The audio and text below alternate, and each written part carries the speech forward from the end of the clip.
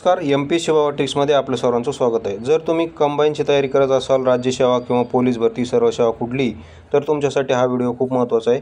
कारण या व्हिडिओमध्ये आज आपण पॉलिटी कलम ट्रिक्सनुसार कसे लक्षात ठेवायचं ते पाहणार आहोत. आणि जर तुम्हाला संपूर्ण पॉलिटी कलमची ट्रिक्सची PDF हवी असेल तर तुम्ही या नंबरवर संपर्क करू शकता. आता कसे ट्रिक्स आहेत, काय थोडासा डेमो मी तुम्हाला दाखवतो. तर पहा, कलम 25 तर तुम्हाला सगळ्यांनाच माहीत असेल की मूलभूत हक्कामधील आहे. मात्र नेमकं काय आहे हे बऱ्याच जणांना माहीत नसेल आणि बऱ्याच जणांना माहीतही असेल. माहीत नसल्याने खूप काळजीपूर्वक पहा आणि ज्याला माहिती आहे त्याने बी पहा, कारण तुम्हाला परमनंट लक्षात राहील. तुम्हाला पाठांतर करायची गरज पडणार नाही. तर पहा, कलम 25 काय आहे, तर कलम 25 आहे कोणत्याही धर्माचा प्रचार करण्याचे स्वातंत्र्य. कलम 25ने कोणत्याही धर्माचे प्रचार करण्याचे स्वातंत्र्य दिलेले आहे. तर याला ट्रिक्सनुसार कसं लक्षात ठेवायचं पहा. तर ट्रिक्स अशी आहे की वाय फॉर यहुदी धर्माचे आचरण किंवा प्रचार करण्याचे स्वातंत्र्य असं आपण समजू. कारण यहुदी हा एक इस्रायलचा धर्म आहे, तर त्या धर्माचं प्रचार करण्याचं स्वातंत्र्य, त्या धर्माचं प्रचार भारतात करण्याचं स्वातंत्र्य आपल्याला आहे. यहुदी धर्माचं प्रचार करण्याचं स्वातंत्र्य आपल्याला आहे. कारण तुम्ही आकडा लक्षात ठेवू नका, आकडा नेहमी कन्फ्यूज होऊ शकतो. नेमकं 25 आहे का 26 आहे का 27 आहे का 24 आहे, आकड्यात कन्फ्यूज होऊ शकतं. मात्र तुम्ही एखादा असा धर्म डोक्यात ठेवा, जसं की कोणता ठेवायचा, मग यहुदीच ठेवायचा. आता यहुदीच का ठेवायचा, त्याचं कारण असे आहे की जर तुम्ही ABCDनुसार असं म्हणत गेलात झेडपर्यंत, तर वाय हा 25 नंबरला येतो. ABCDनुसार तुम्ही झेडपर्यंत म्हणत गेलात तर झेड किती नंबरला येतो, 26ला, आणि त्याच्या अगोदर वाय आहे. मग वाय किती नंबरला येतो, तर 25 नंबरला येतो.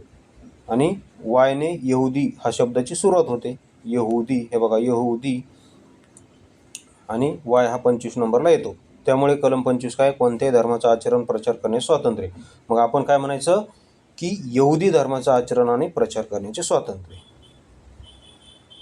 त्यानंतर तसेच आपली MP सेवा ट्रिक्स याच नावाने टेलिग्राम चॅनल पण आहे, ते पण तुम्ही जॉईन करू शकता. त्यावर तुम्हाला इतर विषयाच्या पण ट्रिक्स पाहायला मिळतील, जसे की विज्ञान, इंग्लिश व्होकॅब्युलरी, संपूर्ण ट्रिक्स आपल्याकडे PDF आहेत. त्यानंतर कलम 325 पहा काय, तर कलम 325 आहे केवळ धर्म, वंश, जात या कारणावरून एखाद्याला मतदान यादीतून हटवले जाणार नाही. बघा, नुसतं 25 पाहिलं, आता 325 काय आहे, 325ची पण तशी ट्रिक आहे आपली, यहुदी धर्माहूनच. तर पहा, वाय फॉर एखादा व्यक्ती हा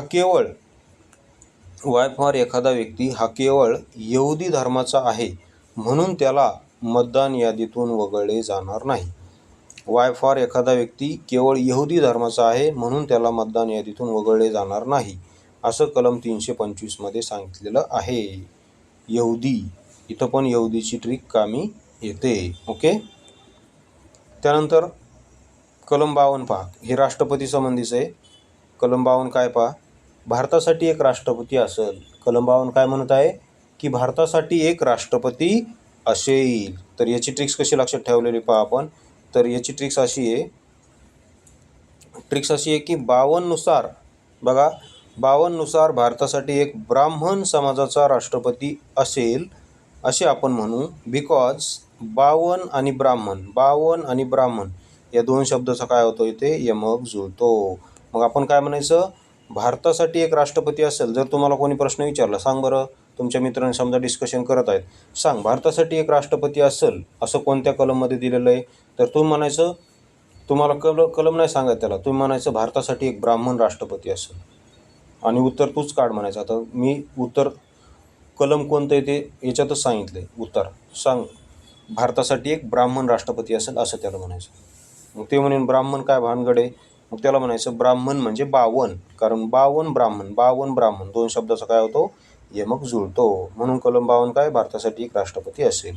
त्यानंतर कलम 57 पहा, राष्ट्रपती परत कितीही वेळेस निवडणूक लढू शकतात. कलम 57 काय, राष्ट्रपती परत कितीही वेळेस निवडणूक लढवू शकतात.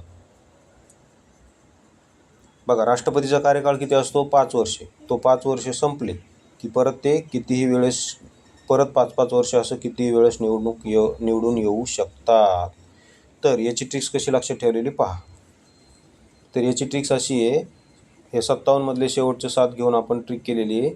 तर ट्रिक्स अशी आहे की भारतीय स्त्रिया म्हणतात मला 7 जन्म आणि जन्मोजन्म एकच पती पाहिजे. बिकॉज 57मध्ये शेवटी काय आहे?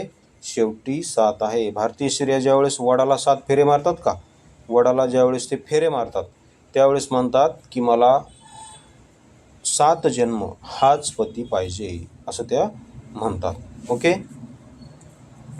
त्यानंतर कलम 58 काय? राष्ट्रपती पदाची पात्रता दिलेली आहे कलम 58मध्ये. तर त्याची पण ट्रिक्स तुम्हाला मी इथे सांगतो. कलम 58मध्ये राष्ट्रपती पदाची पात्रता आहे. नुकतीच कंबाईन ग्रुपशी झाली, त्याला प्रश्न आला होता.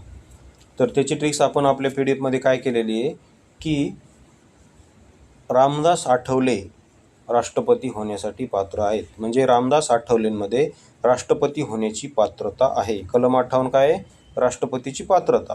तर मग आपण ट्रिक काय केलेली आहे? रामदास आठवलेंमध्ये राष्ट्रपती होण्याची पात्रता आहे. आता रामदास आठवलेच का म्हणलं? कारण आठवले 58, हे बघा, आठवले 58, आठवले 58, आठवले 58, दोन शब्दाचा काय होतो? यमक जुळतो. जसं इथं ब्राह्मण 52, 52 ब्राह्मण, 52 ब्राह्मण असा यमक जुळवला, तसं आठवले 58, आठवले 58 असा यमक जुळतो. त्यानंतर पहा 47, कलम 47 काय? सार्वजनिक स्वच्छता, आरोग्य आणि दारूबंदी. कलम 47 काय आहे? तर सार्वजनिक स्वच्छता, आरोग्य आणि दारूबंदी संबंधी आहे. तर याची ट्रिक्स पहा. याची ट्रिक्स अशी आहे, DG म्हटलेलं आहे आपण, DG. डी फॉर दारू आणि G फॉर गांजा. दारूबंदीच्या इथं तुम्ही एक्स्ट्रा एक शब्द जोडा, दारूबंदी, गांजाबंदी असं जोडा. मग D फॉर दारू आणि G फॉर गांजाबंदी असं आपण म्हणू. कारण हा जो D आहे ABCDनुसार 4 नंबरला येतो आणि हा जो G आहे, गांजाचा जो G आहे तो ABCDनुसार 7 नंबरला येतो आणि दारूचा D ABCDनुसार 4 नंबरला येतो. म्हणून कलम 47 काय? सार्वजनिक स्वच्छता, आरोग्य, दारूबंदी आणि गांजाबंदी असं लक्षात ठेवू शकतो तुम्ही. त्यानंतर कलम 50 पहा. कलम 50 काय? तर कलम 50 आहे न्यायव्यवस्थेला कार्यकारी व्यवस्थेपासून अलग ठेवणे. पहा कलम 50 काय? न्यायव्यवस्थेला कार्यकारी व्यवस्थेपासून काय करायचं आहे? तर अलग ठेवायचं आहे. तर याची ट्रिक्स पहा. याची ट्रिक्स अशी आहे की न्यायव्यवस्थेला कार्यकारी व्यवस्थेपासून किमान 50 किलोमीटर दूर ठेवायचं. किती? किमान 50 किलोमीटर अलग ठेवायचं. आता न्यायव्यवस्थेला कार्यकारी व्यवस्थेपासून अलग ठेवायचं आहे आपल्याला, पण किती? तर किमान 50 किलोमीटर दूर ठेवू असं आपण ट्रिक करू. किमान 50 किलोमीटर तरी दूर ठेवायचं आहे. म्हणजेच 50 किलोमीटर म्हणजेच कलम 50. ओके.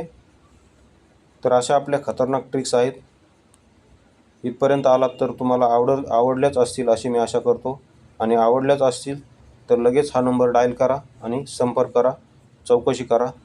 तसेच आपले हे MP सेवा ट्रिक्स हे टेलिग्राम चॅनल आहे, ते पण जॉईन करा. तुम्हाला इतर सब्जेक्टच्या ट्रिक्स पण तिथे पाहायला मिळतील. आता पहा पॉलिटी आर्टिकल्स. आता हे कंबाईन ग्रुपची 2024 आपल्या म्हणजे आपण नुसतं पॉलिटीच नाही तर पंचायत राजचे जे आहेत त्याचे पण संपूर्ण 243A पासून ते ZG पर्यंत त्याच्या पण आपण संपूर्ण ट्रिक्स बनवलेल्या आहे. पॉलिटीची जर PDF घेतली तुम्ही तर तुम्हाला पंचायत राजची PDF फ्री मिळून जाते त्यावर. आता पहा खालील कोणत्या कलमात पंचायत राजमध्ये SC ST आणि महिला आरक्षणाची तरतूद आहे? खालील कोणत्या कलमात पंचायत राजमध्ये SC ST आणि महिला आरक्षणाची तरतूद आहे? कंबाईन ग्रुपची 2024ला हा प्रश्न आलेला आहे. 1 जून 2025 रोजी झाली होती तिला. तर याचे योग्य आन्सर आहे 243D. 243D. तर पहा आता याची ट्रिक्स आपण PDF काय केलेली आहे याची ट्रिक्स पहा. काय विचारलेलं आहे? SC ST आणि महिला आरक्षण. तर पहा तर कशात येते? 243D मध्ये. तर ट्रिक कशी आहे आपली? D फॉर दलित आरक्षण असं आपण म्हटलेलं आहे. दलित म्हणजेच काय? SC ST आरक्षण. बघा D फॉर दलित म्हणा किंवा D फॉर दीदी म्हणा. दीदी आरक्षण म्हणजेच महिला आरक्षण. दीदी म्हणजेच काय? महिला. महिलेलाच काय म्हणतो आपण? दीदी म्हणतो. दीदी आरक्षण म्हणा. D फॉर दीदी आरक्षण किंवा D फॉर दलित आरक्षण. कारण दलित आरक्षण आणि महिला आरक्षण दोन्ही संबंधी कलम कोणतं आहे? 243D. 243D नुसार दलित म्हणजेच SC ST आरक्षण आहे, तसेच महिला आरक्षण म्हणजेच दीदी आरक्षण पण 243D नुसार आहे.